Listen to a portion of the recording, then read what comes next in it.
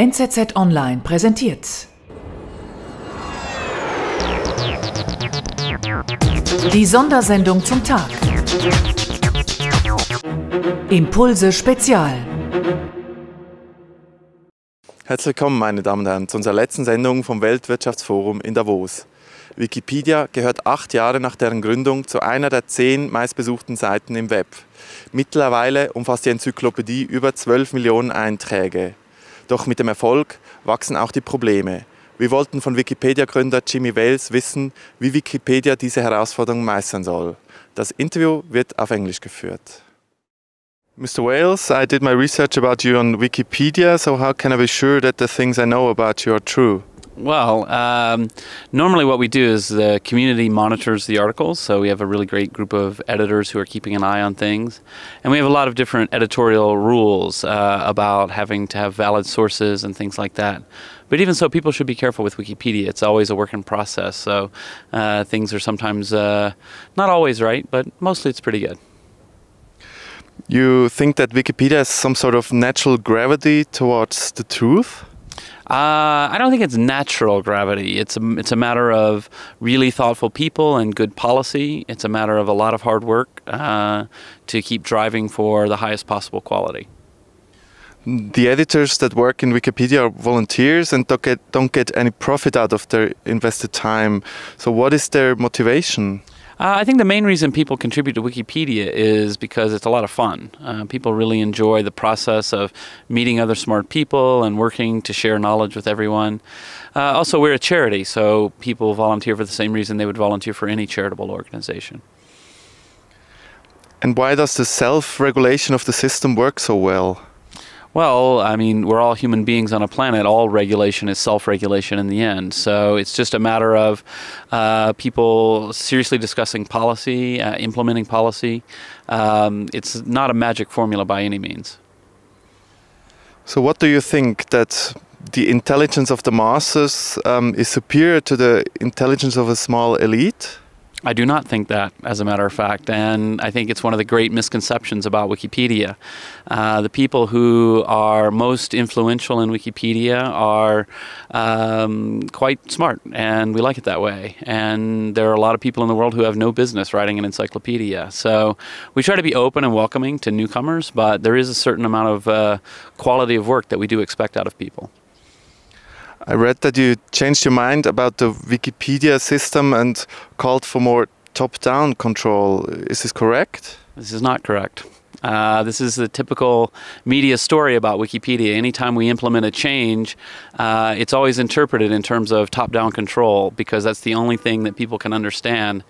We're really looking at a real revolution in how things are done, and well, I wish people would spend more time learning about it, because otherwise we would get, well, if they would spend more time learning about it, we would get much better press coverage, I think. People just, they say the silliest things. And how do you manage to guarantee the independence of Wikipedia? Well, the main thing is we're a charitable organization, and we get the vast majority of our money from individual donations from the general public. And so this really does help to guarantee the independence of Wikipedia. The community is able to run the site in the way that we think is best without worrying too much for what some major donor or advertiser might think about it. So for us, it's really important. When people give $50 or $100, this really makes a difference to us.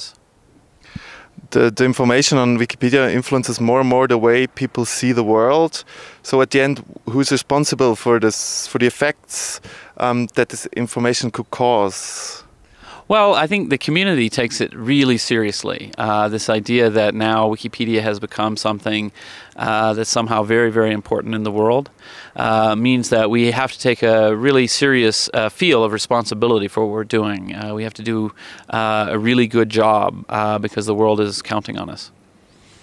And how big is the danger that Wikipedia can be abused as a platform for manipulation, for example? It's very, very difficult. We've never really seen it happen successfully. The thing is, everything is so open and transparent. Everyone can see what everyone is doing. So it's very hard to manipulate. That's very different from a traditional source where it's just handed down to you from on high and you don't know if somebody's been paid off or what. Here, everything is open, subject to debate, discussion. If somebody starts pushing an agenda, people will push back and want to see proof and citations and references. So I think we're pretty immune to that sort of thing. How do you see the future of user-generated content? Well, I think we're still very much at the beginning. We have a lot of people doing individual things, and we have some community things going on.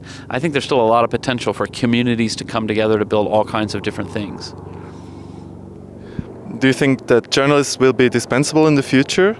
No, I don't. I think journalism is changing. I think the newspaper business in particular is changing. Even television is changing to some extent. But changing is not the same as going away. I think that the best organizations moving forward are going to take a hybrid approach to embracing the community and letting the community do what the community does best and having professional journalists do what they do best. And I think that's the way forward. So in your opinion, what kind of internet platforms will arise as Web 3.0? You know, it's really hard to say. What's interesting about the whole idea of Web 2.0 is that Tim O'Reilly, who coined the term, when he named it, he named something that immediately caught on because he was identifying something that had already happened. A lot of people talk about Web 3.0 as being the semantic web. I don't think that's true. I think we're just going to have to wait and see, and someday we'll wake up and we'll say, hey, wow, things are really different from in 2009. Is there a possibility also that the principles of Wikipedia can be transferred to other areas, like the business area, for instance? Well, I think there are a lot of lessons from Wikipedia that have applicability elsewhere. I don't think we can do this in a very easy way. It's not as simple as saying, use a wiki for everything. That's a little too simplistic. But I think that when we notice that the vast majority of people who are working in Wikipedia are good, that open systems tend to work better than closed systems, I think there are lessons that can be applied in many, many different areas. So in your opinion, would it be possible to transfer Wikipedia's self-regulating mechanism to the financial markets, where top-down regulations seem to have failed? That's a really good question. That's a really complicated question. I mean, to some extent, markets are already very decentralized in the same way that Wikipedia is. An individual may decide to buy a stock or sell a stock or increase the amount they're putting into their pension fund or not. And all of those individual decisions add up to the marketplace. Well, but other than that, I think it's very difficult to draw a lot of parallels. And another transfer, would it be possible to capture the intelligence of the masses to improve democratic decisions? Yes, I do think so. I think that we have the opportunity to use a lot of these new tools to try to bring a lot of people together to try to find consensus. I feel like in a lot of areas there are some things that could be done that don't get done because of partisan politics and people sort of pushing against each other, whereas ordinary people would be able to find a compromise. You predicted once that Wikipedia one day will contain the sum of human knowledge.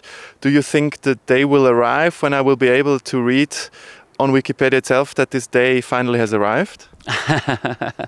Well, it's an interesting question. One of the things about human knowledge is that it's always changing and always growing and always adapting. Right now in English we have over 2.6 million articles. In German we have over 800,000 articles. And yet there's still more work to do every day. I don't think we're ever at the end of human knowledge. So, well, maybe not. Mr. Wales, thank you for this interview. Yes, thank you. Das war Impulse Spezial. Die Sondersendung zum Tag. Präsentiert von NZZ Online.